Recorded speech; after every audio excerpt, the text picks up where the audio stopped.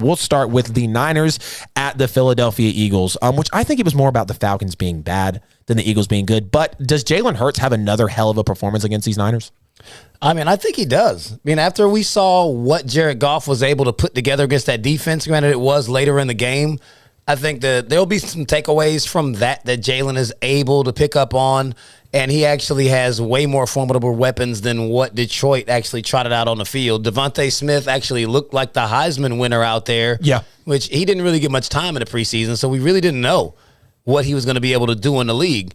But with a weapon like that, it looks like he has excellent rapport with Jalen Hurts. And Hurts is taking care of that football. I mean, he came out and torched the Falcons. Granted, it was the Falcons. He looked great. I mean, for as bad as, I thought the Falcons were going to run through Philly.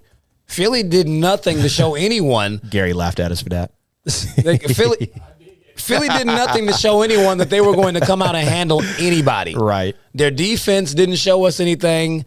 And for the most part, outside of the Saints game, Jalen Hurts didn't really just burn the field up on anyone either. Right. So, I mean, for him to come out like that against the Falcons, that was a really positive outlook for them. So I think this will be a really tight game. Granted, I think San Francisco is a little bit too much. Yeah.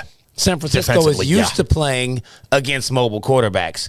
You're not like Jalen Hurts doesn't present anything that Russell Wilson doesn't, right. And they know how to bottle him up. Yep. And Russ has better weapons too. So it's like they're familiar with this. I think they'll get a lot of pressure on Jalen, but Jalen will have a formidable performance, and they won't get run off the field, but they will lose. Yeah, I think that Philly loses in this game as well. And, it's funny. People are talking about, Jalen Hurts played great in potentially the biggest game of his career.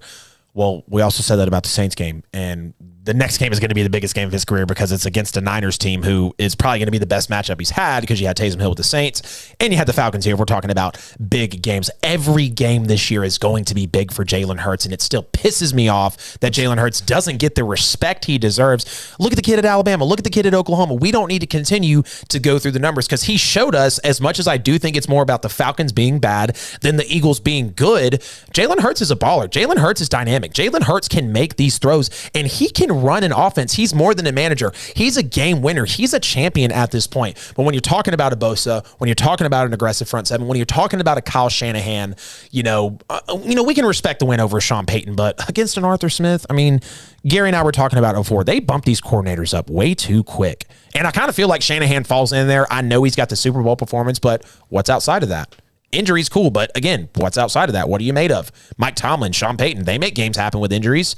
What's up with Kyle Shanahan? I do think this is a win for the Niners because that defense will be too much for Philly. But Jalen Hurts has a fantasy performance like he did in week one. We could be talking about the Eagles maybe with an upset.